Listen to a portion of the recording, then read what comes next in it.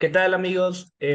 Hoy tengo el gusto de platicar con una persona que yo considero alguien muy sensible, con una percepción pues, del humanismo muy palpante, y es documentalista, pintor, fotógrafo, artista en general. Bruno Santamaría, ¿cómo estás? Bien, muchas gracias, Misael. Bien, bien. Eh, ¿De dónde viene o dónde empezó tu interés hacia el arte? Digo el arte porque pues, no solo eres cineasta, ¿no? Mm, pues yo creo que hay una línea directa a través de mi papá. O sea, mi papá es dibujante, es artista, es pintor. Se dedicó toda la vida a hacer ilustración de libro infantil. Trabajaba para dibujar, no sé, cuando uno abre un libro de matemáticas, bueno, antes, no sé ahorita, ¿no? Pero o de español o de lo que fuera geografía, había dibujitos que tenían una manzanita y una persona entregándola, dos manzanitas, un arbolito, un perrito, dos perritos, naranja, más naranja, tres naranjas, etcétera. Como que todo ese tipo de dibujos, desde que pues nací hasta más grande, mi papá se dedicaba a hacerlos y estaba siempre muy cerca pues, de él, como que trabajaba desde casa o a veces en lugares, pero estaba cerca y le veía dibujar y dibujar y dibujar. Y tuvo siempre como una inquietud de dedicarse a proyectos personales y le fue muy difícil porque pues tenía que estar como solventando los gastos económicos. Entonces, como que hay una sensación desde chiquito de que estaba el deseo de expresión personal a través de pues, el arte, de la ilustración, de los dibujos, de observar a las personas, de contar historias, pero por otro lado el deber de pues, ser padre de familia y sostener junto con mi mamá, ¿no? Con una mamá, el hogar.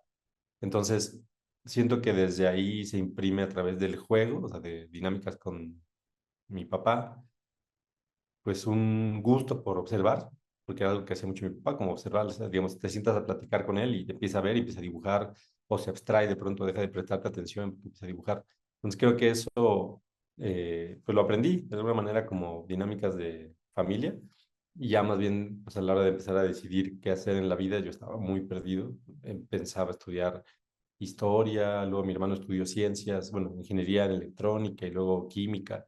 Entonces yo pensaba seguir también sus pasos, estaba como eso, buscando qué hacer y no encontraba claridad y decidí estudiar comunicación un poquito, creo que para alargar la decisión de qué hacer, porque comunicación es un poco todo.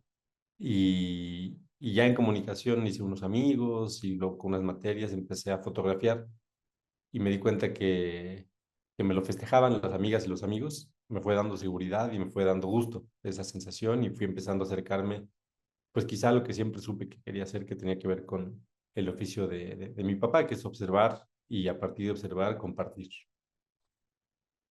Y quizá esto de observar se traslada un poco a tus documentales previos a tu película de Mm, ficción, ¿no? Por ejemplo, en cosas que no hacemos, tú no intervienes mucho. ujú. Es como, no sé, parecía que dejabas que solo pasaran las cosas, ¿no?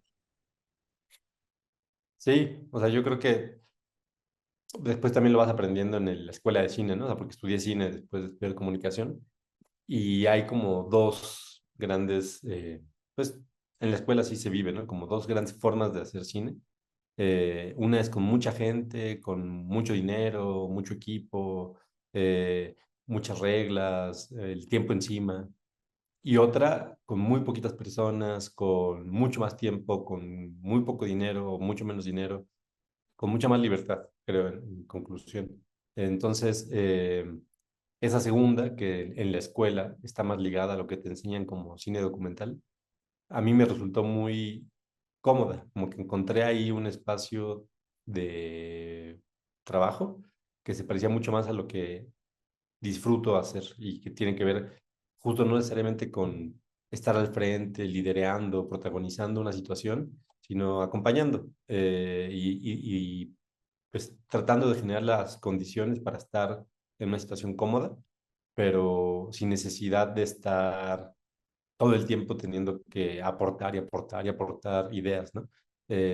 Y siento que, bueno, justo en el documental y que tiene que ver con lo que tú platicas de observar, eh, se requiere, creo, mucho tener mucha paciencia, esperar y entender que la película es importante, pero para que la película exista hay que darle mucha más importancia también a la vida y a lo que ocurre alrededor de lo que estás por filmar.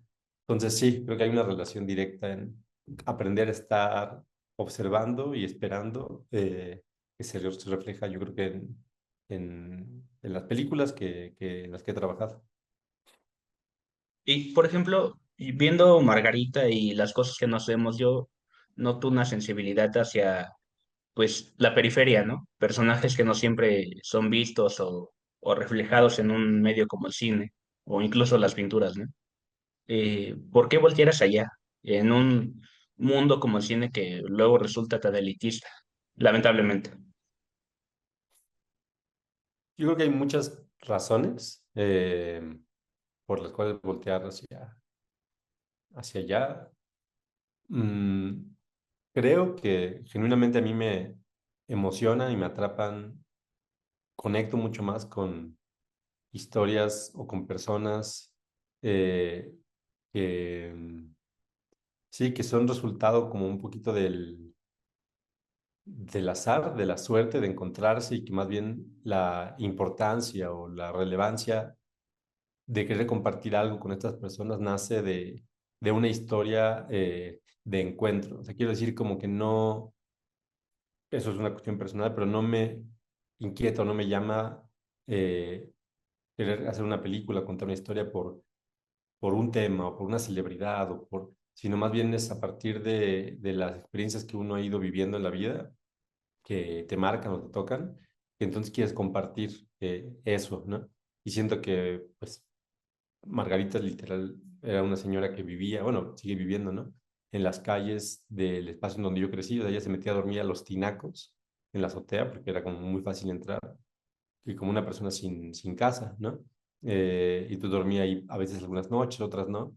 Entonces crecí de alguna manera, pues tocado por su presencia, en un principio porque me daba miedo. Cuando yo tenía 4 años, 6 años, subía a la azotea y encontrarse una señora fumando, maquillada con esos ojos y cargando un muñequito al que le hablaba, ¿no? Juanito Johnson le decía. Y pues, entonces ver eso a los 6 años daba miedo, ¿no? Y después ir creciendo y vincularme con ella y construir pues, una relación de afecto, me fue tocando mucho y quise compartir algo que tenía que ver con eso. No, no nació de la voluntad de nada más que de una experiencia personal que quería compartir, ¿no? En el caso de Ayanara fue parecido. O sea, yo estaba en un proceso de hacer un taller de cine bueno, de cine y de video con una amiga, buscando hacer una película, pero sin saber bien exactamente qué, y de pronto en el proceso de explorar algo en una comunidad de pescadores y pescadoras, conocí a Dayanara, y fue el compartir un secreto a ambos, que dio pie a que quisiéramos hacer una película en donde se comparte tanta intimidad sobre el miedo de confrontarte y decir quién eres frente a tu familia, ¿no? Entonces, bueno, por un lado creo que nace de esa voluntad de compartir lo que conoces, lo que realmente conoces y lo que has vivido, pero por otro lado siento que tiene que ver justo con lo que decías hace un ratito de estar observando y estar sin protagonizar, esto que yo hablaba del cine de ficción, el cine documental en las escuelas. Siento que me encuentro mucho más y conecto mucho más con personas que no necesariamente, que saben que tienen algo que compartir, eh, que tienen quizá la seguridad, pero no tienen o las herramientas o no se sienten cómodas para estar al frente. Entonces siento que Margarita y Dayanara son justo dos personas que se ocultan de alguna manera, que están al margen por cuestiones sociales, económicas, pero también hay algo de ellas que tiene que ver con estar al margen porque en el mundo como es, quizá no va a ser bien recibido eh, que se expresen y que estén al frente, porque pueden llamárseles locas o raras, ¿no?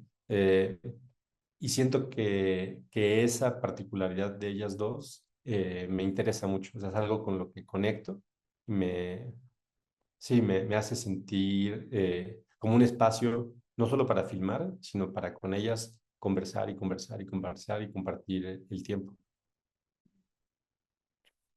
Y sería fácil, y lo platicaba con David Pablos hace poco, ser pornomiséraico o muy visceral, ¿no? Pero sin embargo, tu aproximación es de respeto, de una, justo, tratar de darle voz a quienes no tienen, ¿no? Y eso creo que es muy complicado de lograr en, pues en el arte en general. O sea, creo que para mí lo más importante es conectar desde y compartir desde, pues, esto que te decía hace un ratito, de cuestiones muy humanas que tienen que ver con esconder por seguridad, tal vez. O sea, por ejemplo, yo siento que Margarita, cuando tenía 16 17 años, me lo han compartido personas, ¿no? Que le conocieron. Era una chica simpatiquísima, con un sentido del humor increíble, con actuaciones en la vida cotidiana explosivas, llamativas, chistosas, y se le fue llamando rara, ¿no? O sea, como que se le fue nombrando de una manera que la iba como excluyendo de conductas más normales, entre comillas. Y siento que ella fue entendiendo eso y lo fue usando también a su favor.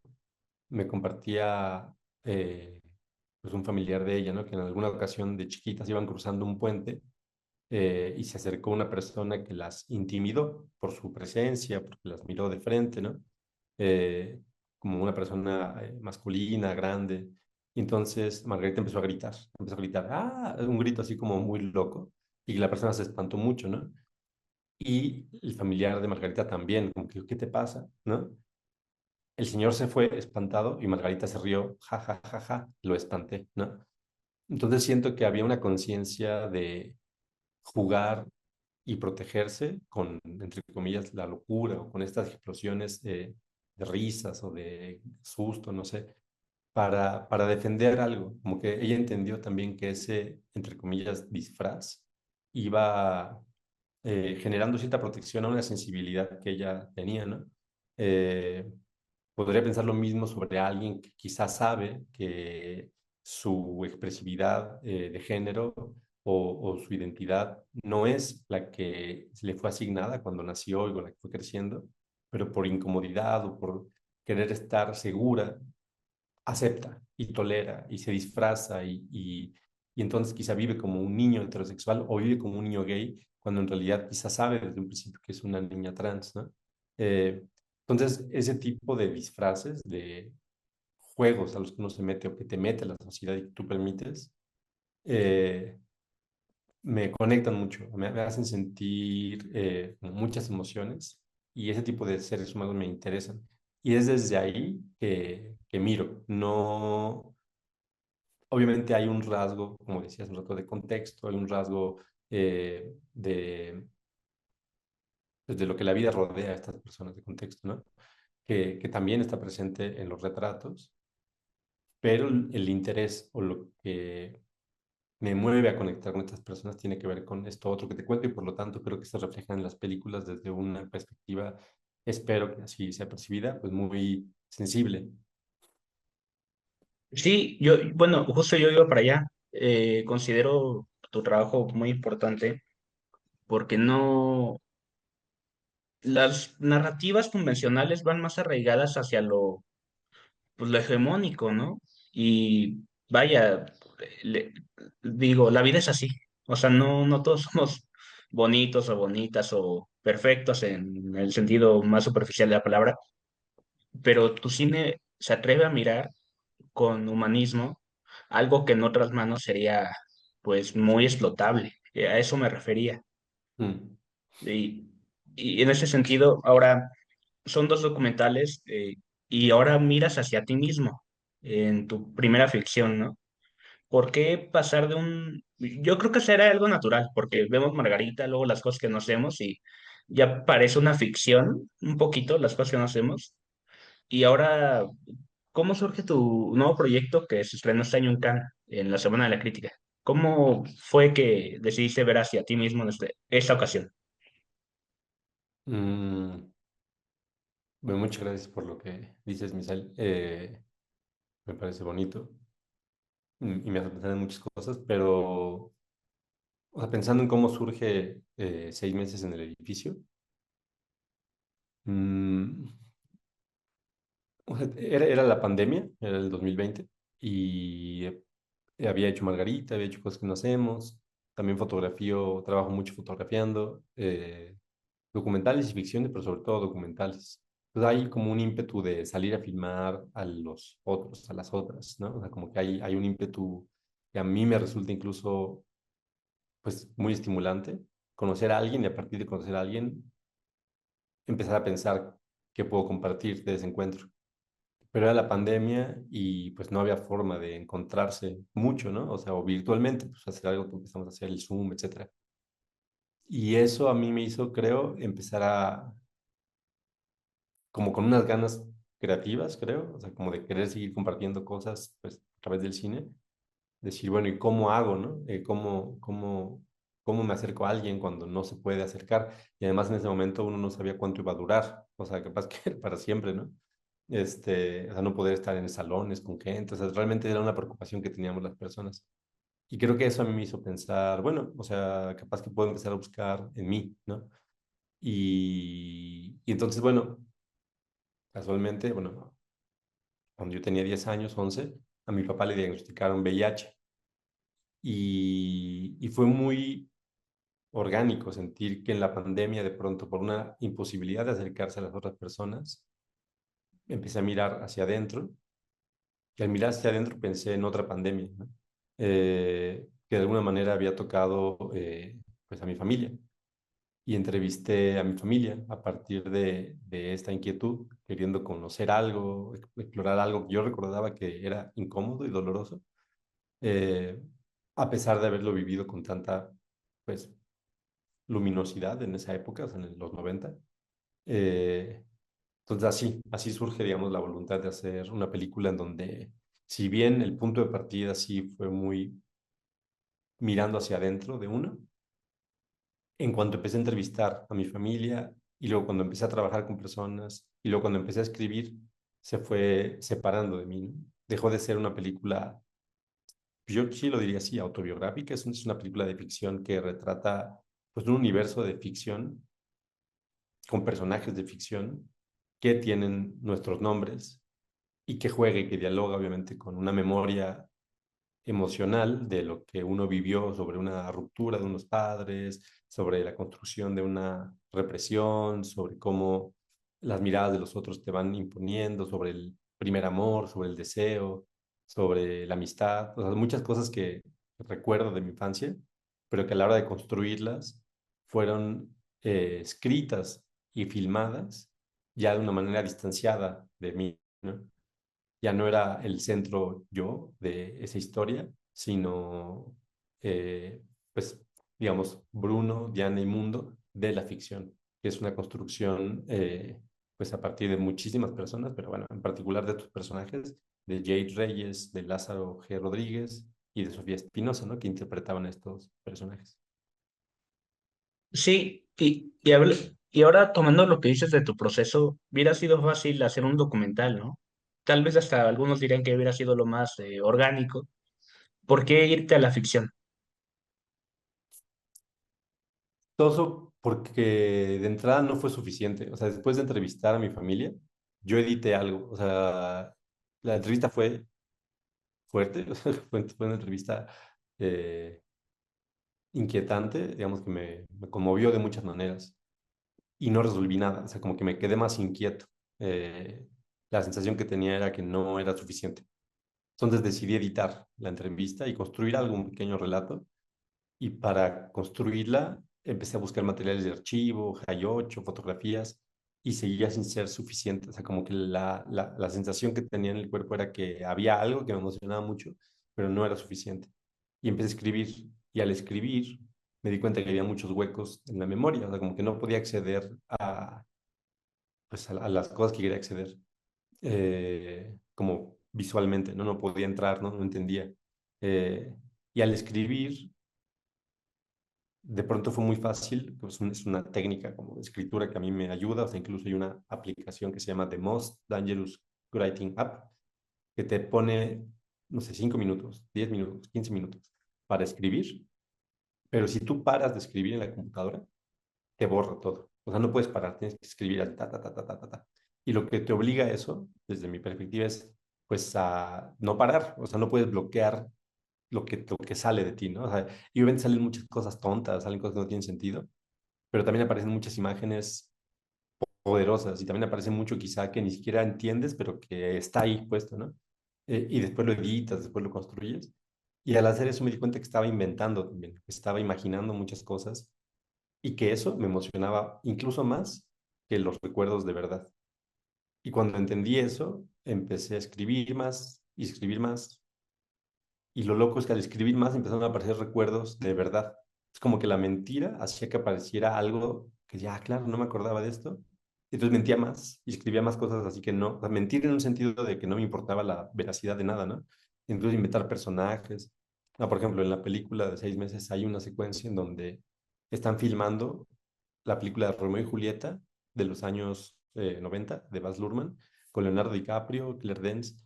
Eh, y yo siempre supe que yo iba a estar ahí porque recordaba unos helicópteros cuando yo fui chiquito. En la esquina de mi casa estaban filmando dentro de una iglesia y pasaban los helicópteros filmando, ¿no? Yo recuerdo los helicópteros. Y cuando escribí, siempre pensé en los helicópteros. Los helicópteros, pues yo quería que interactuara el personaje de Bruno con Mercucho, que es este chico que se viste con una peluca, un vestido con lentejuelas, ¿no? Este, y como que fue una referencia para mí cuando vi la película de una forma de expresión queer, ¿no? Que dije, oh, qué belleza, ¿no? Este, se puede hacer eso, o sea, uno se puede ver. Entonces pensé, yo quisiera que el niño interactuara con Mercucho, pero ¿cómo hacerlo si está desde afuera? Porque solo podía ver los helicópteros. Y de pronto fue, pero estoy haciendo una ficción. O sea, tal vez pueden entrar a la iglesia, ¿no? Obviamente, aunque yo jamás en la vida entré. Entonces, un ejemplo concreto de cómo me fui dando cuenta que al romper la memoria, al romper la veracidad de los hechos, se construía una memoria emocional mucho más clara. Entonces hay un momento en donde Bruno y Mercucho se miran, que obviamente eso nunca pasó ni podría pasar en una producción hollywoodense, pero que sí refleja algo que para mí era verdad y es que saber que estaban filmando esa película, después verla en los cines o en la televisión y de pronto ver a Mercucho, fue como una emoción muy fuerte, ¿no? Y eso fue solo gracias a que existe la ficción y lo puede escribir pues muchas cosas y las editas y las mueves, ¿no? Entonces, bueno, así surge esa necesidad de escribir, de romper con lo documental, no fue suficiente, no era realmente quizá lo que me interesaba y creo que al construir una ficción apareció algo mucho más cerca a las vísceras y el estómago, que conectan con la memoria real, pero de la emoción, de lo que en esa época se vivió, a pesar de no estar fieles a los hechos, porque eso no era importante, no había ninguna pretensión de construir nada histórico sobre...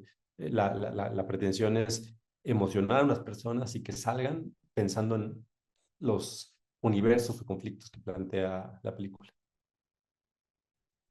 Eh, y se me hace muy interesante eso que dices porque recuerdo que Hitchcock decía que la realidad le estorbaba al cine.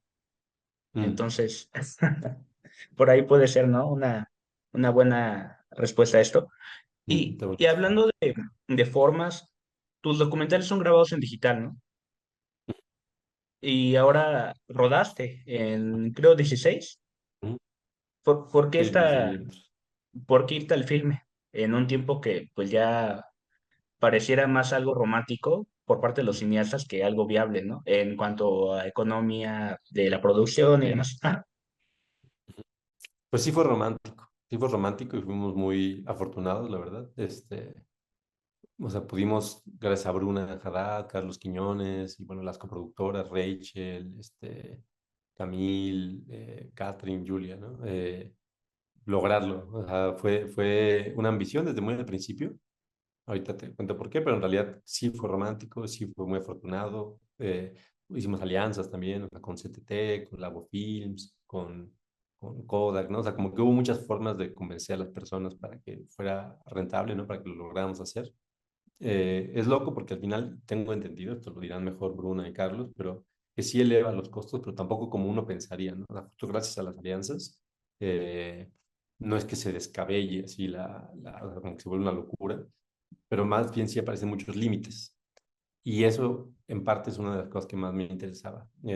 Como filmar dentro de un marco que nos pusiera límites de filmación y de control y de saber que cuando estábamos corriendo cámara, había, pues eso, un límite, un marco que nos obligaba a saber qué sí filmar y qué no filmar. Filmamos con niñas y con niños, ¿no? Y filmamos también con personas adultas, pero mucho de la forma de filmar, a mí me interesaba que lo que filmáramos se sintiera verdadero, en un sentido de creer que los personajes realmente están viviendo eso que cuentan, ¿no? O sea, que no se sintiera, sí el artificio de la película, pero no a través de las actuaciones, o sea, que las actuaciones fueran pues, muy verosímiles, era algo que me interesaba explorar. Y sentía que lograr eso con unos límites muy claros podía generar una especie de mística entre la atención de actrices y actores que están concentrados porque van a actuar algo, pero que tiene que sentir como mucha libertad dentro de su actuación y un equipo también atento a cómo suena la cámara y no poder ver el material al momento de filmar, ¿no? Porque filmas y estás viendo a través del óptico. eh, pero el monitor que teníamos es un monitor de referencia que no tiene la calidad visual de un monitor digital. Entonces, no había forma de ver exactamente cómo estaba quedando el material, no había forma de sentir, sino hasta 2 semanas después, ¿no? Entonces, ese tiempo de dejar que la imagen de alguna manera se olvidara también de lo que estábamos filmando y seguir construyendo, siento que fue dando una libertad y un rasgo particular al lenguaje de la película. No poder ir construyendo con esa precisión y esa nitidez que tiene lo digital. Además que sí, creo que al hacer una película que ahonda en la memoria, nos ayudaba a tener esa sensación no tan nítida en el rodaje, a la hora de filmar, en la construcción de las secuencias. eh, y bueno, también obviamente estéticamente, ¿no? Hay algo de usar el negativo que se usa le llaman open gate, que es como el marco entero de lo que el negativo es, o sea, tal cual el marco entero, como cuando tú filmas, normalmente tienes una protección, le llaman safety área o un frame o sea, un cuadro que te enmarca dentro del negativo entero. Y nosotros queríamos filmarlo todo entero, ¿no? Que se viera el negativo.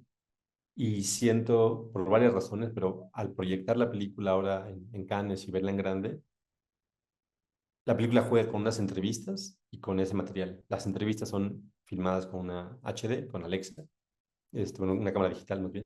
Este, eh, y toda la puesta en escena es con material de 16 milímetros. Y hay una sensación muy clara, a mi parecer, de que uno está entrando a algo que le conecta con la memoria. Entonces, bueno, hubo muchas razones de por qué el 16 milímetros.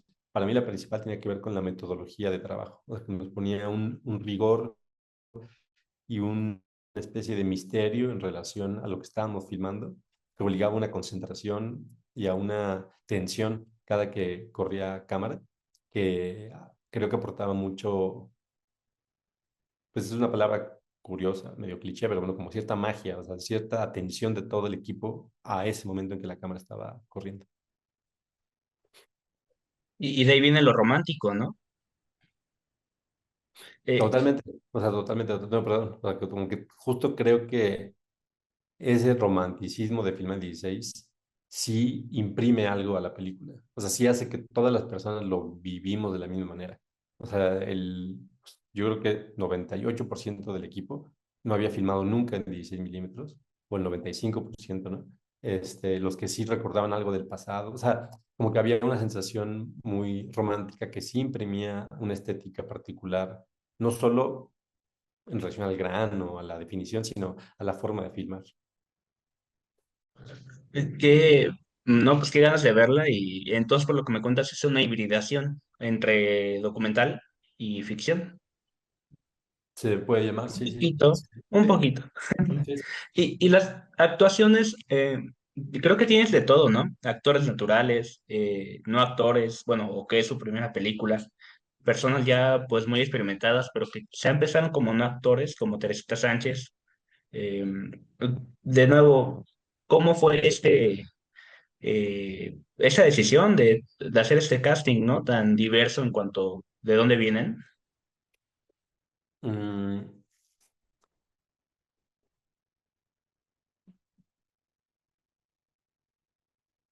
creo, o sea,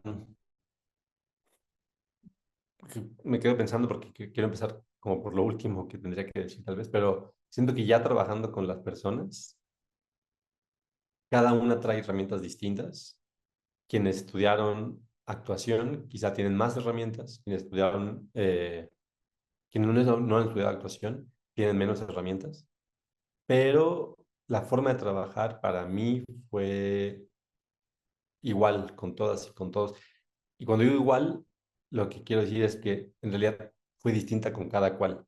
O sea, fue igual en el sentido de que trabajar con Lázaro G. Rodríguez o trabajar con Vale Venegas o con Jade Jade Reyes era lo mismo, en el sentido de que de lo que se trataba era de conocer a la persona, ver qué podíamos construir en conjunto y a partir de lo que podemos construir en conjunto, ver de qué manera hacemos al mejor personaje posible dentro de la ficción.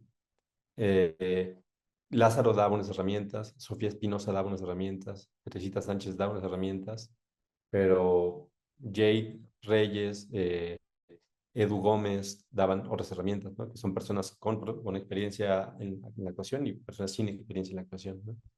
Entonces, siento que no,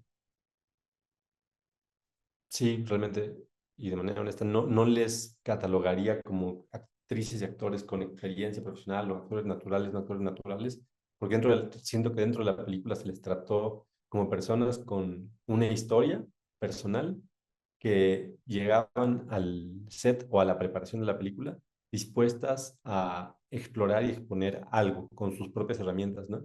Y entonces en ese sentido, pues trabajé, sí, Recojo, permítete, 2 minutos. sí, Va. ¿Quién? ¿Quién?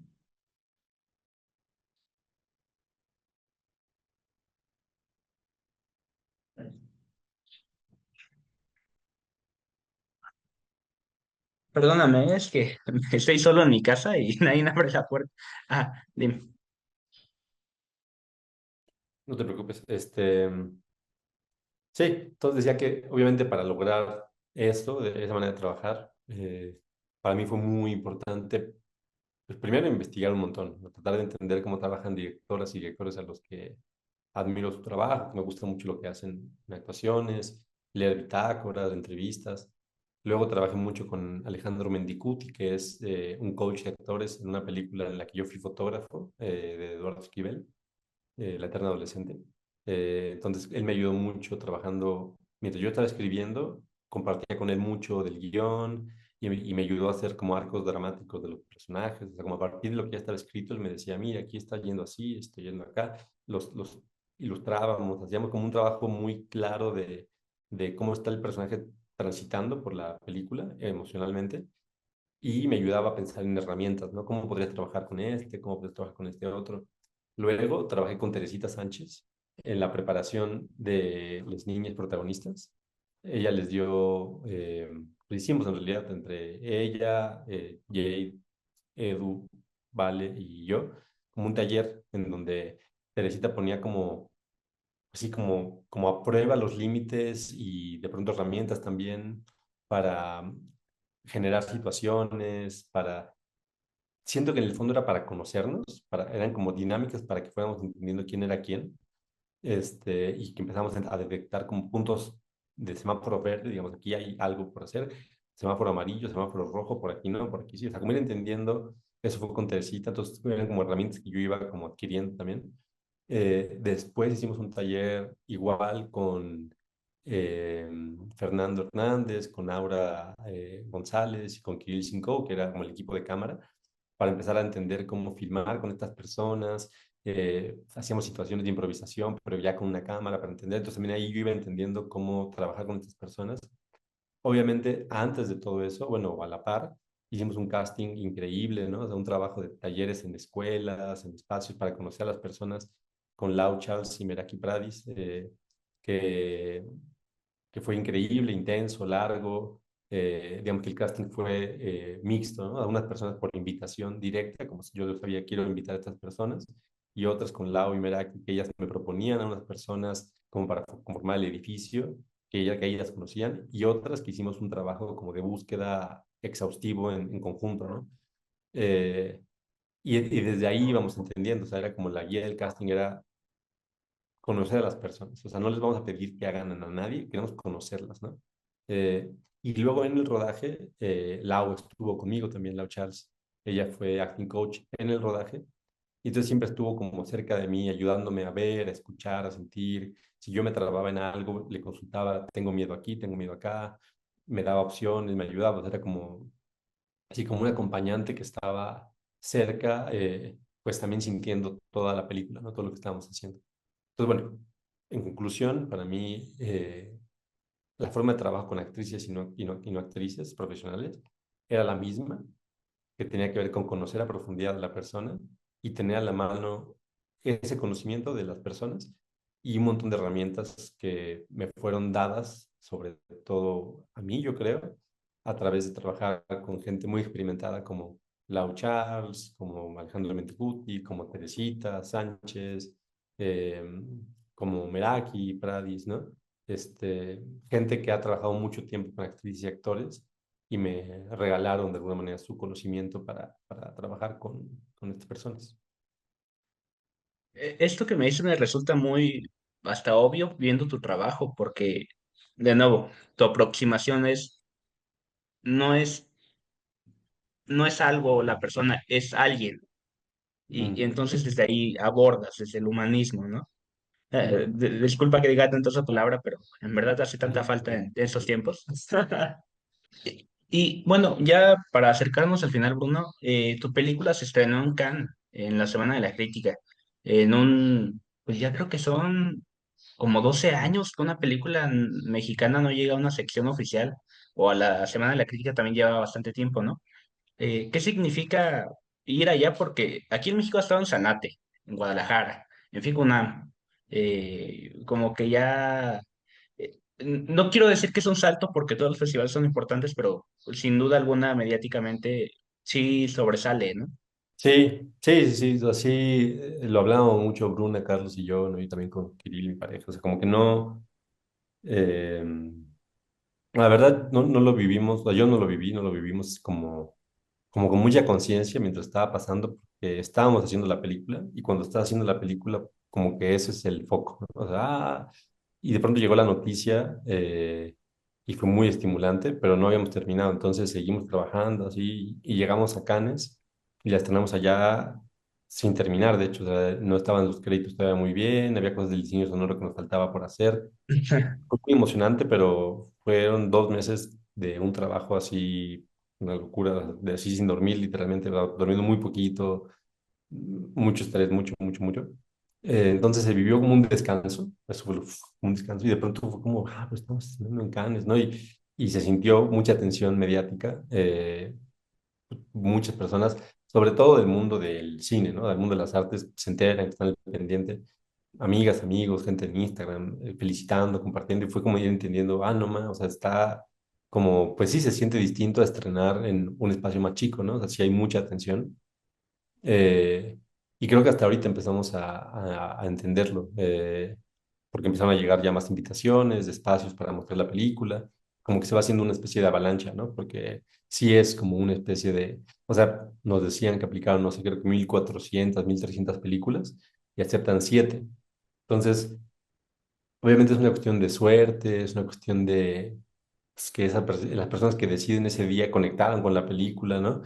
También de trabajo previo, o sea, yo creo que uno de los programadores dijo que él, siendo un programador, había visto cosas que no hacemos, entonces me decía que estaba pendiente ya del trabajo que fuera a hacer después, eh, y como que todo es una suma de cosas que van haciendo que la película de pronto está en ese espacio y sí se siente como un reconocimiento. O sea, creo que eso es al final una celebración al trabajo, no solo de 6 meses, creo, sino el trabajo que venimos haciendo desde antes, ¿no?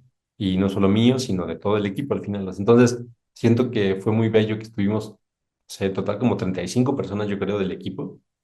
allá festejando, a pesar de lo que implica, que pues obviamente son muchos gastos, traslado, tiempo, y fuimos, y siento que se siente así, que es como una celebración del trabajo, no solo que hicimos en ese momento, sino el que venimos haciendo, pues en los años que llevemos, haciendo esto como un trabajo, ¿no? Entonces fue muy, muy emocionante. Y, y creo que hasta ahora empezamos a darnos cuenta de que tiene implicaciones también muy positivas para la película, ¿no? Para lo que será su vida, ojalá, de exhibición. Y justo qué bueno que tocas el tema.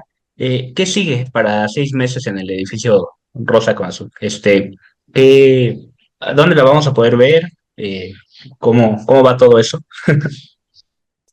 Pues ya empezaron a llegar algunas invitaciones de algunos espacios eh, que te piden no avisar hasta que no se anuncie oficialmente en ese espacio. Y en México aplicamos a los festivales de otoño y también esperaremos respuesta cuando aparezcan. Y pensamos, ojalá, poder distribuir la película comercialmente el siguiente año, ¿no? No sabemos bien las fechas, porque también depende una vez más de acuerdos, de suerte, de Eficine, de la distribución. O sea, hay un camino de distribución en México, pues el que viven casi todas las películas de este tipo, como no con una eh, punto de partida de una productora grande, ¿no? Sino un poco más independientes. Pues hay un camino como trazado y lo que queremos es que dentro de ese camino encontrar la mejor forma posible para que la película se vea. En México hay mucho trabajo por hacer para tener buena distribución. O sea, por suerte se hacen más y más películas, pero desafortunadamente siguen poco tiempo en las carteleras, siguen siendo poco vistas, ¿no?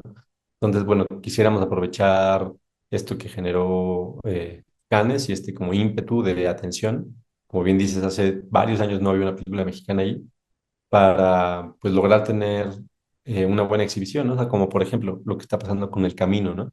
Sentimos que la película que dirige David Pablos ojalá le vaya muy bien, pero le está yendo bien hasta ahora, ¿no? En Cinépolis y en los demás cines, pues, ¿no? Pero creo que le distribuye Cinépolis. Eh, ahora con Moscas también, ¿no? O sea, ojalá le vaya muy bien también, que la está distribuyendo Movie, o El fin de las primeras veces, ¿no? Que está distribuyendo Piano. En fin, o sea, como que hay varias películas ahorita que hay que estar pendiente y tratando de que se muevan. Mi pecho está lleno de centellas, ¿no? De hecho, traigo aquí la camisa yo. este, que distribuye Mandarina, ¿no? Entonces, como ver de qué manera esas películas que están estrenándose tienen su mejor exhibición y poder aprender algo de ello y tener siguiente año un buen estreno. Sí, porque es lo más importante, ¿no? Quizá que llegue a un público, o sea, el que sea, pero que sea su público. Y qué chingón que pues ya hay planes para el siguiente año, porque hay una queja en los círculos cinéfilos de que, pues sí ganó en Cannes o Berlín, pero no manches, la veo hasta dentro de 2 años, ¿no? O sea, ya como, Ujú. ya ni me acordaba que Sí, existía. sí, sí. Este, eh, Bruno, y muchas gracias por tu tiempo. Yo quisiera, ya nada más para acabar, ¿me regalas 2 películas que hayas visto últimamente? No ayer, no antier, sino que digas, algo se quedó conmigo de esa película. Mm, bueno, ayer y antier, no es cierto. Es que sí vi Moscas en el camino y las dos me tocaron mucho, la verdad. Y también vi Cobre y también me tocó mucho esa película. Las que Este, quieras, ¿eh? O sea, si es Moscas y en el no camino, tengo adelante. orden en la cabeza, pero no, o sea, haciendo un esfuerzo por distanciarme del presente. Siento que películas que me acompañan para siempre, o sea, Amarcord es una película que me emociona mucho cada que la veo, la he visto muchas y muchas y muchas veces. El sentido del humor que tiene, el nivel de realismo en las actuaciones, que siento a pesar de que es como una caricatura, o sea, siento que es como muy eh, exagerado todo, pero les creo en la manera en la que se miran, se observan, toda la construcción del tiempo, lo absurdo de las situaciones, el juego que tienen, eh, una mirada infantil de las cosas, a pesar de que están ocurriendo cosas pues, profundamente violentas. O sea, no sé, siento que esa película me, me emociona mucho, mucho, mucho y me acompaña siempre. O sea, creo que antes de ver antes de empezar a hacer una película o de escribir una película, la veo. O sea, yo he sentido, creo que nada que ver ninguna, pero han sido referencia para Margarita, fue referencia a Marcor, para cosas que nos hemos, fue referencia a Marcor, para 6 meses en el edificio. O sea, como que es referencia en un sentido de tono, tal vez, de juego, y obviamente nada que ver, o sea, no es que me proponga imprimir esa película en lo que intento hacer, pero sí es algo que me emociona, me estimula mucho. También que es un director que dibuja mucho, que escribe y sus dibujos son muy juguetones, como muy naif. Este, entonces, la Macor de Federico Fellini me acompaña siempre, creo, esa película. Este, y, y a otras pues, varía todo el tiempo, ¿no? O sea, como que la otra podría decir, digo, Moscas, o Temporada de Patos, que no son increíbles películas, pero tengo mucho en la cabeza. Hace mucho no la veo, de hecho la quería ver el otro día, pero la encontré de muy mala calidad en internet, entonces no la vimos. Pero Simitrio es una película mexicana, no sé si es de los 60 tal vez, es de que es una película que me acuerdo que vi muchas veces con mi papá sobre todo. Es una película muy chistosa, muy cruel y muy triste también, pero muy tierna, de un grupo de niños que tienen un maestro ciego en la primaria y le hacen creer al maestro que hay un alumno que se llama Simitrio o Dimitrio, hasta olvidé, Simitrio creo. Y ese Simitrio se vuelve el alumno consentido del maestro. Pero no existe, no existe. O sea, los niños inventan a ese personaje.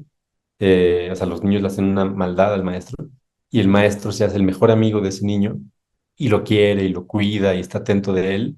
Eh, y bueno, no voy a spoilear la película, pero termina pues enterándose el maestro, ¿no? O sintiendo que murió. No recuerdo bien ahorita, pero como que esa película quiero volverla a ver porque la tengo como muy guardada en el corazón, en el estómago. Me acuerdo que me emocionaba mucho. Y como que quiero entender un poquito cómo se construye.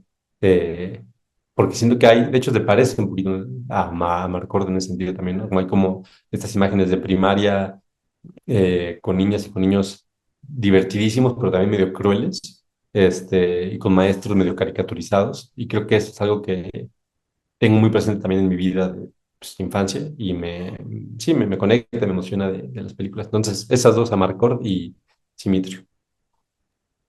Pues qué chido, qué buenas recomendaciones. La segunda no la he visto, la voy a buscar, es que está en internet.